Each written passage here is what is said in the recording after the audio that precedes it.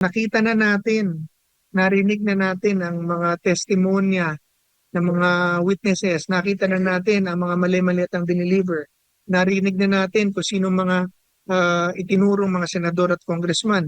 Pero kasama na sa iniimbestigahan, iba, umuupo pa sa investigasyon para sila mag-imbestiga. So hindi na ho talaga nahihiya itong mga taong ito dahil namihasa na ah, pinapalusutan at binabaliwala ang sigaw ng tao. So Sir, ano po ang nakikita nyo po dito sa panibago na namang pagtitipon po? Same pa rin ang panawagan sa mga nakalipas din ng mga pagtitipon.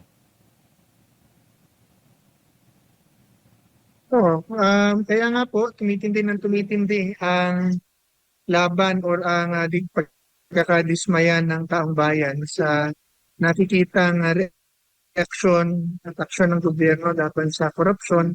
Ang dami nang expose, ang dami ng mga itinuro. Pero ang nangyari, kung sino yung nag-expose at nagtuturo, yun po ay pinakukulong. Samantalang yung mga itinuturo ay nananatiling pinoprotektahan. Um, Yun po ang nakakabahala at saka nakaka-disappoint. Kaya mga tao nagagalit na at saka yan, nasa kalsada na at makikita mo naman sa Facebook, sa social media, ang disgust ng tao sa ginagawa ng pamahalaan na talagang gusto ng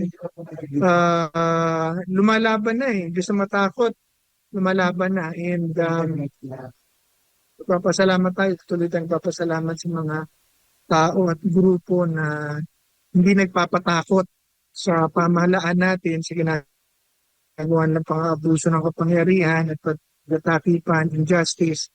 Kumbaga, selective.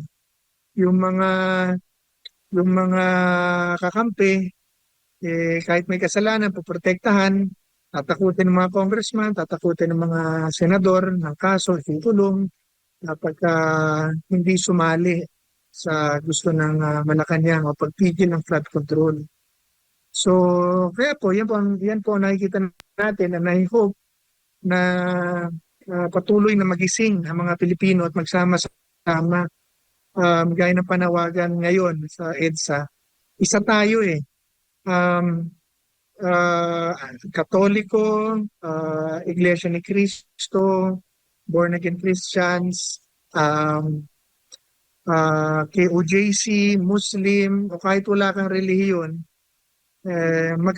magkakasama at dapat magkaisa tayo sa laban kontra korupsyon, walang kulay. So nakikiisa po tayo sa panawagan sa bayan na magsama-sama tayo ngayon at pumunta ko kayo ng EDSA upang ipakita ang inyong pag-ibig sa bayan at pagtutol sa mga pang-abuso at korupsyon ng gobyerno at nawa, ang pamahalaan po ay makinig sa panawagan ng taong bayan na ito dahil sa totoo lang, marami pang gustong pumunta pero marami natatakot. In fact, lahat ng ating mga kasamahan, puro nakasuhan na. Samantalang yung talaga nagnakaw at patuloy na malaya. Yan po ang nakikita ko sa ating sitwasyon. Opo, sa tingin nyo po, ano pa kaya ang kulang? Nakukulangan ang taong bayan sa hakbang ng gobyerno dito po sa lalo na sa issue ng paglaban sa korupsyon sa kabila po ng pagmamalaki at pagmamayabang ng gobyerno na nag-umpisa ang investigasyon, malalimang investigasyon daw dito sa flood control anomaly, Ginong Greco?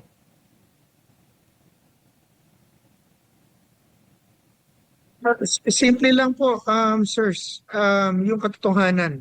Dahil, gaya ng sasabi ko, mga kinakasuhan, puro kalaban, puro nagsasalita laban sa gobyerno, laban sa korupsyon.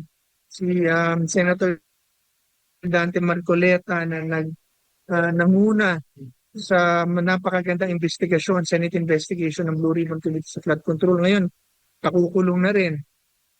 Si Mike Defensor na nagbo-volunteer na dalhin ng mga witnesses. Ngayon, ipakukulong na din. Tapos yung mga itinuturo ng mga sundalo, ng mga dating sundalo, 18 soldiers na nag-deliver na mali-maliit ng pera, pati daw sa Pangulo, sa mga senador, sa mga congressman, sa mga sekretaryo, kinakasuhan na rin po at ipakukulong din po. Samantalang yung mga itinuturo nila, wala naman tayo nakikitang matinong investigasyon o nababalitaan na kakasuhan. O meron nga kakasuhan, hindi naman tinutuloy. Pag lumipat sa kanila, partido, nawawala ang kaso. Tapos, alam na alam ang ibang kalat na kalat ang mga usapin at tinatakot na ipakukulong katulad ng pagkakakulong ni Senator Jigo Estrada pag hindi lumipat ng partido or ng grupo. Kaya nga nakita natin na nakuha na naman nila ang mayorya, kontrolin na naman nila ang Blue Ribbon Committee hearing at kanila pong pagpupursigihan na makuha ang tamang numero para i-impeach si VP Sara. Bagamat kulang ang bilang, balitang-balita po na babaguhin nila ang interpretasyon ng batas para maipilit ang kanila pong binabalak ng impeachment.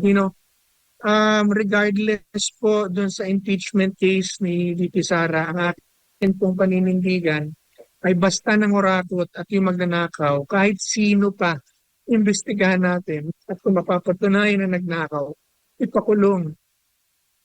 Kahit yung kapartido natin, kahit yung kalaban na partido, lahatan na po kasuhan, imbestigahan. Yan po yung hinahanap ng Pilipino. Kaya nakukulangan sa investigasyon na ginagawa ng hindi lang kulang, na didismaya sa investigasyon na ginagawa ng pamahalaan dahil lang iniimbestigahan ay yung mga political na kalaban imbis na yung mga nagnakaw sa pamahalaan. Opo, ano pong masasabi niyo naman po sa tila pag-gaslight lang dito po ng gobyerno, kasalukuyang gobyerno, dito po sa nangyayari ngayon, na maaring same din yung kanilang naging puna sa mga nakalipas din ng mga pagtitipon at rally?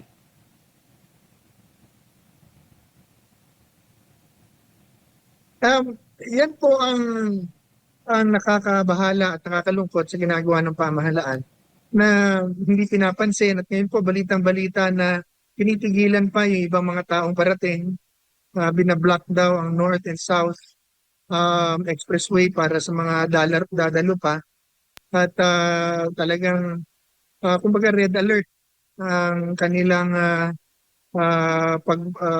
pagbabantay at pananakot ng mga relihista, hindi pa relihista, mga sabihin natin nagpo-protesta.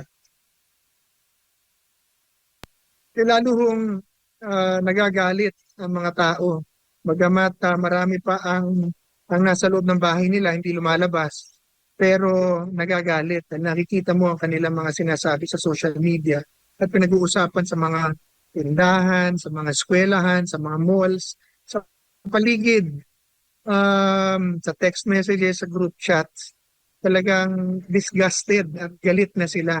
Yun lang, talagang marami pong natatakot. Pero ganun pa man, kung kayo po ay nakikinig sa akin ngayon, ito po talaga ang pagkakataon at panahon na kailangan nating tibayan ng ating kalooban at makisama tayo sa mga protestang ito dahil tama po ito.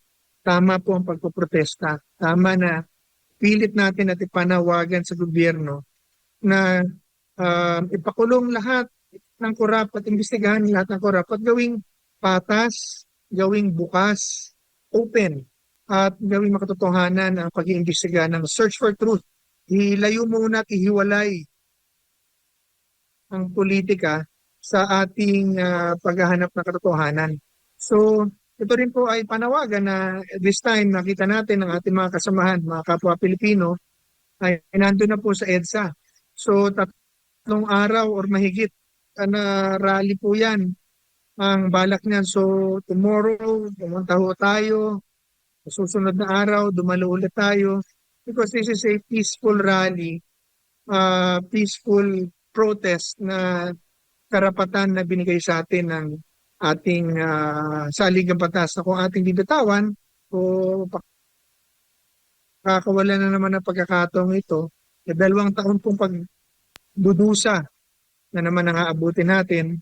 At wala po itong politika, whether you're anti-Marcos, anti-Duterte, anti-whatever, isang tabi ho muna natin yan or pro-whatever. Basta ho tayo lahat dito, anti-corruption. Nakita na natin, narinig na natin ang mga testimonya ng mga witnesses. Nakita na natin ang mga mali-mali at ang dineliver. Narinig na natin kung sino mga itinurong mga senador at congressman. Pero kasama na sa iniimbestigahan, iba, umuupo pa sa investigasyon para sila mag-imbestiga. So hindi na ho talaga nahihiya itong mga taong ito dahil namihasa na ah, pinapalusutan at binabaliwala ang sigaw ng tao. So patuloy natin at ipanawagan ng tama at katotohanan. Wala naman tayong hihingin na labis sa batas. Sinasabi lang natin, gawin natin yung tama. Talagang imbestigahan at ipakulong lahat. Hindi yung pinipili nyo lang kung sinong imbestigahan ninyo, pinipili nyo kung sinong pakukulungan nyo, tinatakot yung buong bayan. Gamit ang kapangyarihan na hiram lang naman sa taong bayan. So kung tayo po ay magpapatakot, wala ang pagbabago mangyayari sa ating bansa.